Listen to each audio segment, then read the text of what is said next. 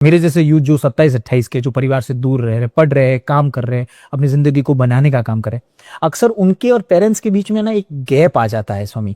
जो अक्सर अक्सर हम लोग कह देते हैं, मैं भी कह देता हूँ कि पापा आप हमारी बात समझ नहीं रहे, मम्मी आप हमारी बात समझ नहीं रहे। तो दैट गैप इज वो उस लड़के की पॉइंट ऑफ व्यू से भी कहीं ना कहीं सही है कि वो कह रहा है कि पापा मैं समझ या समझा नहीं पा रहा, समझ नहीं पा रहा, और पिता का कहना है कि मैंने अपने ये बाल धूप में सफेद नहीं किए, अनुभव है मेरे पास। तो ये किस तरीके से फील किया जा सकता है और कौन सही है इसमें ज्यादा समय? देखो, जनरेशन गैप बनती नहीं है, लाई जाती है। ओके, लाई जाती है। जनरेशन गैप बनती नहीं है, लाई जाती है। दोनों तरफ से समझदारी में कोई कमी है, इसलिए आ जाती है। प्रमुख स्वामी महाराज अक्सर ये बात करते थे कि जो एल्डर जनरेशन है, मतलब माता पिता है, उनको ये समझना है कि ये थोड़ा जमाना बदला है। आजकल के जो नौयुवा हैं उसकी डिसलाइक्स होती है, उसके खाने पीने के टेस्ट अलग होते हैं, उठने बैठने के समय अलग होते हैं, तो वो थोड़ा स्वीकार कर लें।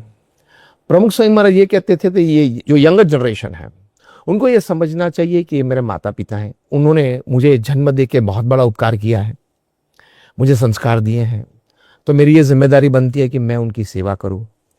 उन्होंने जो अनुभव से मुझे बातें की हैं, जो कल्चर की बात की है, ट्रेडिशन की, मतलब संस्कृति परंपरा की जो बातें की हैं, धर्म के क्षेत्र में, कार्य के क्षेत्र में, परिवार के क्षेत्र में, संबंधों के क्षेत्र में, वो मैं मानूं क्योंकि उनका अनुभव है।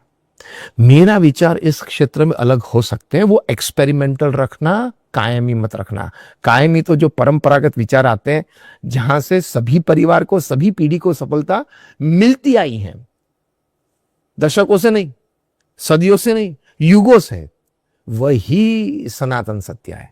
तो एक लाइन में आपका प्रश्न का उत्तर यह है कि दोनों तरफ से समझदारी चाहिए, दोनों तरफ से एक स्वीकार की भावना चाहिए, अंडरस्टैंडिंग एंड एक्सेप्टेंस। आपने दो अल्फाजों का है, अंडरस्टैंडिंग एंड एक्सेप्टेंस।